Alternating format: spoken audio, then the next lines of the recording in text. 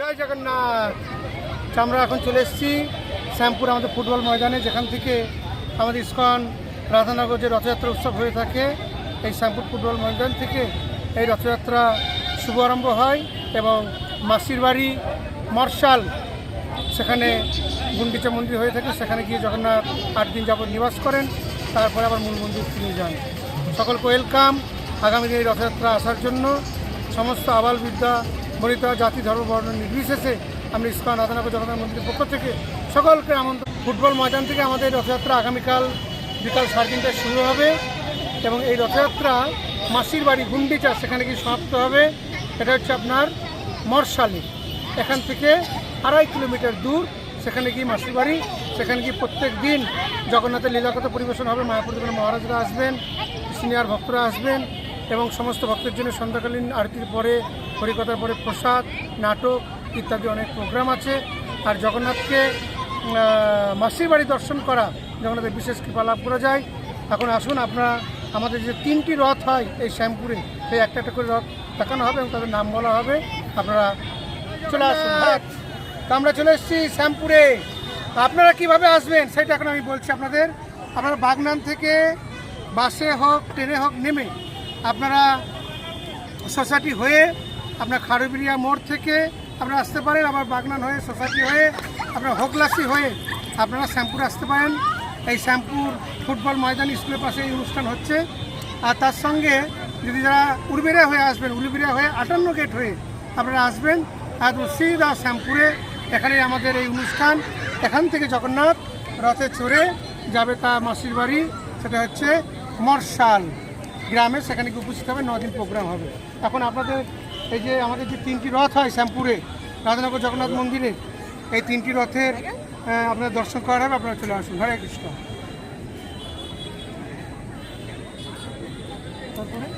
প্রথমেই থাকে বলদেবের রথ।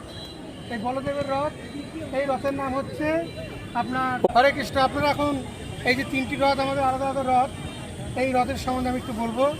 প্রথমেই রথযাত্রায় থাকে হচ্ছে বলদেবের রথ, যে রথের নাম হচ্ছে তালধ্বজ। তালধ্বজ এটা হচ্ছে বলদেবের রথ। আর এই রথ হচ্ছে গুরুতত্ত্ব, গুরু কৃপা। এই বলদেবের রথে যে গুরুতত্ত্ব, গুরু কৃপা লাভ করা যায়।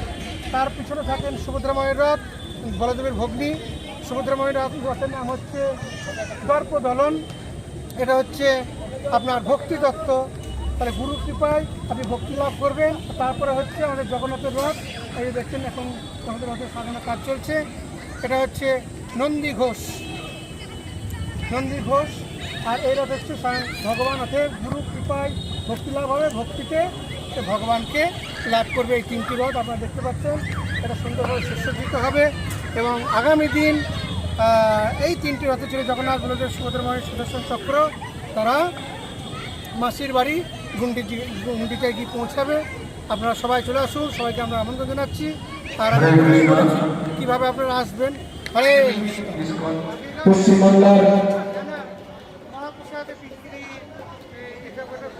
পশ্চিমবঙ্গ সরকারের সমস্ত প্রশাসনিক বিভাগ আধিকারিক এবং পশ্চিমবঙ্গ সরকারকে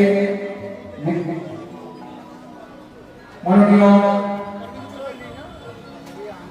এই হচ্ছে আমাদের রথযাত্রা শ্যামপুর রাধানগর। আর এখানে কাঁঠাল বিক্রি করছে অনেক লোক, অনেক রকমের কাঁঠাল ভগবানকে নিবেদন করবে। দেখুন শ্যামপুরের যে ইস্কন মন্দির, সেখানে কাঁঠাল পাওয়া যাচ্ছে।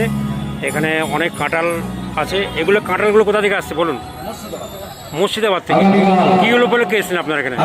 কি উপলক্ষে এসছেন? মানে কাঁঠাল জগন্নাথকে দেওয়ার জন্য না? কাঁঠাল আপনারা কি জন্য নিয়ে এসছেন এখানে? বিক্রি জগন্নাথকে ভগবানকে দেওয়ার জন্য, তাই তো? রথ বলে তাই তো? মুর্শিদাবাদ থেকে এসছেন আপনারা। তো এনারা মুর্শিদাবাদ থেকে এসছে। আর কাঁঠাল কীরকম দামের আছে এখানে?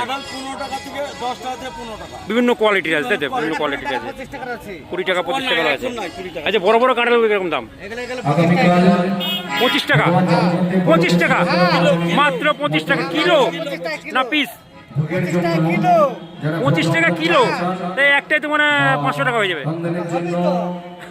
সেইটা তো বলছি। তো ভগবানকে কি করে দেবে? আপনার একটু কম দিলে তো ভগবানকে দিতে পারবে। আর এই যে কাঁঠাল নিয়ে দাঁড়িয়ে আছে, রাধানগর ইস্কন মন্দির।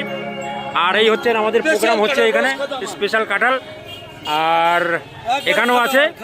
আর এখানে দেখতে পাচ্ছেন এখানে অনেক লোক কিনছে, ইসকন রাধানগর এই যে কাস্টমারও আছে অনেক। যে সমস্ত আচ্ছা এখানে যে সমস্ত ভক্তবৃন্দ আছেন হরে কৃষ্ণ, হরে কৃষ্ণ মাতাজি, হরে কৃষ্ণ, হরে কৃষ্ণ। হরে কৃষ্ণ। আপনার কাঁঠাল কি জন্য কিনছেন বলুন, বলুন বলুন। জগন্নাথকে দেওয়ার জন্য, যে জগন্নাথকে দেওয়ার জন্য কাঁঠাল কিনছে। এখানে অনেক ভক্তবৃন্দরা আছে দেখছেন, এই যে মেপে বিক্রি করছে। এই যে কাঁঠাল দেখুন, উন্মুক্ত করা হয়েছে। আপনারা এখনই জগন্নাথ দেব বলদেব সুভদ্রা মালিনী দর্শন করতে পারবেন। এই অনুষ্ঠানের সমস্ত জায়গা মঙ্গলাচরণ ভজন কীর্তনের মাধ্যম দিয়ে এখন শুরু হতে চলেছে। তাই সকলে আমরা জগন্নাথের আগমন দর্শন করুন।